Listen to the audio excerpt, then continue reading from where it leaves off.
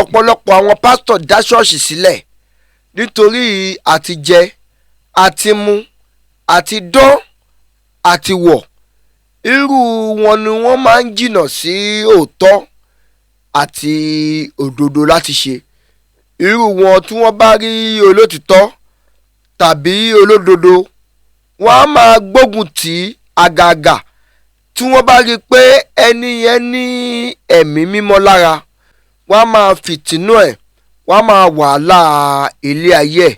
Àwọn ọmọ lẹ́yìn Jésù Kristi pẹ̀lú gbogbo ohun asán ayé yìí tí wọ́n ní, tí wọ́n kó jọ, tí àwọn pásítọ̀ fi ń ba orí afẹ́fẹ́ jẹ́, tí wọ́n ro ọ̀rọ̀ kan lẹ́ẹ̀mejì kí wọ́n tó máa sọ. Ọ̀rọ̀ tí wọ́n sọ yìí ó fi dá wàhálà lẹ̀ lórí ayélujára pé àwọn ẹlẹ́sìn kan wọn ò kì í náwó lọ́wọ́, àwa ẹlẹ́sìn kan là náwó lọ́wọ́. Full video on YouTube. Ẹ láwo ikú ní YouTube.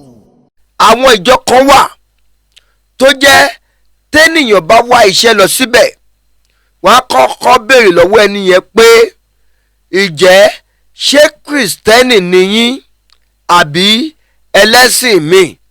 Tí wọ́n bá wá ní Kristẹni lọ́wọ́, wọ́n á wá bi wọ́n léèrè pé irú ìjọ wo lẹ̀ ń lọ. Tẹ́ni yẹn bá lọ sọ pé bóyá sẹ̀lẹ̀ ni mò ń lọ o tàbí kérúbù tàbí Church of the Lord, ìjọ tó jẹ́ ìjọ aláṣọ funfun, wọn ò ní gbéṣẹ́ yẹn fún un. Wọ́n á ní ẹ̀yin kì í ṣara wa, ẹ kò lè jẹ́ Kristẹni tòótọ́, ẹ kì í ṣe born again. Ẹ bá mi bi àwọn pásítọ̀ yìí, àgàgà pásítọ̀ tí a gbọ́rọ̀ yìí ní ẹnu wọn, ẹ bá mi bi wọ́n léèrè pé opó mélòó ni wọ́n fi owó wọn ṣe láàánú. Ọmọ aláìní bàbá mélòó ni wọ́n ràn lọ́wọ́. Àwọn òṣìṣẹ́ wọn nílé ìjọsìn wọn mélòó la lè tọ́ka sí pé ó ṣoríire.